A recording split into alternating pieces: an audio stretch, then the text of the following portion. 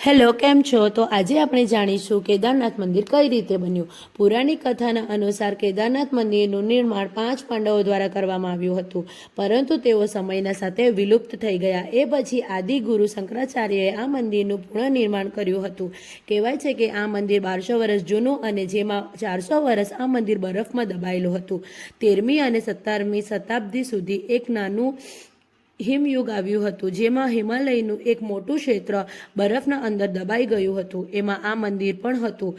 આ અલૌકિક મંદિરની સાથે એક રહસ્ય એવું પણ છે કે શીતકલામાં જ્યારે કપાટ બંધ કરવામાં આવે છે ત્યારે અખંડ દીપ સળગાવીને મૂકવામાં આવે છે. 6 મહિનામાં મંદિર અને તેના આસપાસ કોઈ રહેતું નથી. જ્યારે કપાટ ખોલવામાં આવે છે ત્યારે દીપ સળગતો જોવા મળે છે.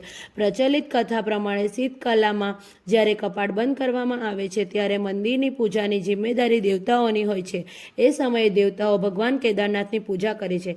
આ રીતે કેદારનાથ મંદિર બન્યું હતું અને આજના સમયમાં લોકો કેદારનાથ ભગવાનના દર્શન કરવા હજારોની સંખ્યામાં જાય છે અને બોલો જય કેદારનાથ ભગવાનની જય.